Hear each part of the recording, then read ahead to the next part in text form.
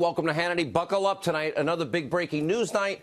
We have a lot of ground to cover. Moments ago, as you just saw at the end of Tucker, the president wrapping up his massive rally, this time in Hershey, Pennsylvania. Early this morning, as per usual, thousands and thousands lining up outside in the freezing cold and rain to get a spot inside the arena. Trump supporters are clearly motivated. Maybe the media is not noticing. In fact, the president is now polling well ahead of his Democratic opponents in these key swing states: Pennsylvania, Wisconsin, Michigan, and other battleground states. We'll show you those numbers in the course of the program. Plus, we will have reaction to the Democrats' insanity, their, Ukrainian conspiracy theory impeachment coup attempt, and how illegitimate and frankly almost laughable what it has now descended into in, quote, articles of impeachment. We will try to do the impossible and detail each and every single lie from that guy. We're going to expose him. We've been telling you he's compromised, he's corrupt, and a congenital liar. Tonight we prove it. But first, as we have been telling you for over 2.5 years, our top story tonight: the single biggest abuse of power scandal, corruption scandal in American political history.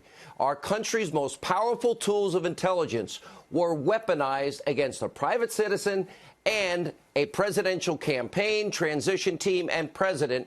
This all in 2016 and 17. And we were right. President Trump was right. The Attorney General Barr was right. Spying occurred. We told you. The mob didn't believe it, but it's all true. Take a look. Do you still stand by your statement that the campaign was spied upon? Oh, it's clearly spied upon. I mean, that's what electronic surveillance is. I think wiring people up to go in and talk to people and make recordings of their conversations is spying. I think going through people's emails, which they did as a result of the FISA warrant, they went through everything, from Page's life. Because he wasn't in the campaign at the point where he began the surveillance. Yes, but his emails go back. So while the mob and the media, they chased their own tail, breathlessly obsessing about one hoax and conspiracy theory after another, we on this program, we never relented. We unpeeled every layer of the onion.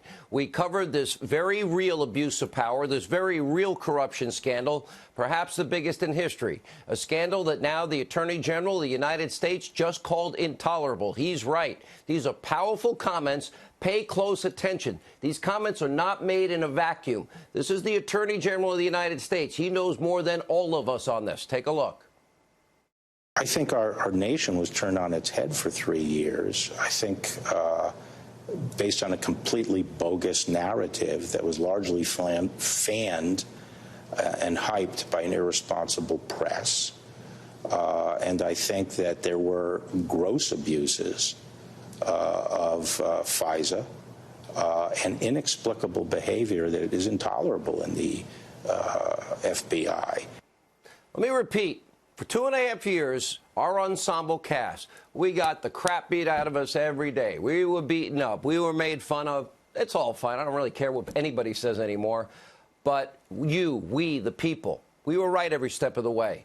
And the Inspector General's FISA abuse report, while limited in scope, confirmed and revealed major facts. One, and we've been telling you, Hillary Clinton's bought and paid for dirty Russian dossier. It was central. It was essential. It was almost the entire FISA application against Carter Page to backdoor into the Trump campaign, transition team, and even presidency. Without the dirty dossier, as we told you, there would not have been any FISA warrant.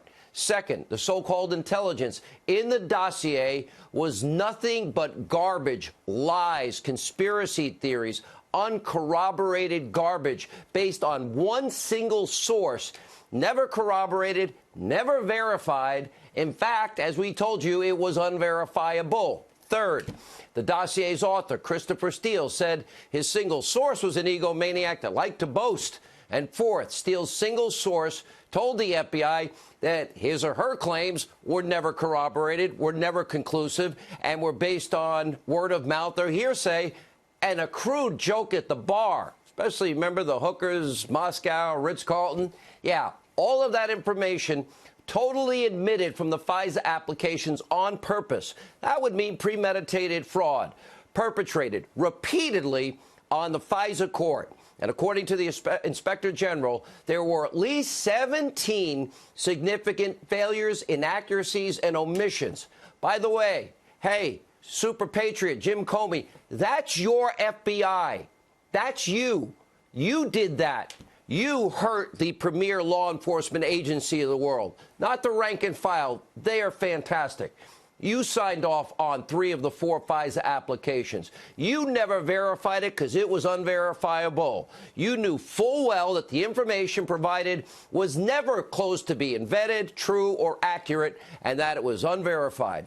And under Comey's corrupt, malignant leadership, high-ranking FBI officials, again, not the brave men and women in the best law enforcement agency in the world, those top guys knowingly misled that FISA court repeatedly. They knowingly and purposefully, we learned yesterday and today, omitted exculpatory evidence. They knowingly suppressed information about the reliability of Steele's principal source. And they even altered things. And AG Barr is now saying Comey's FBI, well, they may have been acting in bad faith. That's an understatement. Take a look.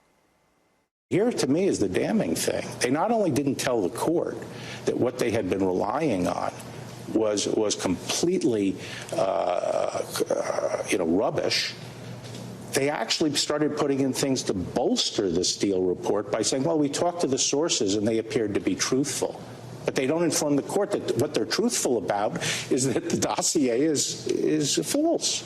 So that's hard to explain. And the core statement, in my opinion, by the IG is that these irregularities, these misstatements, these omissions were not satisfactorily explained.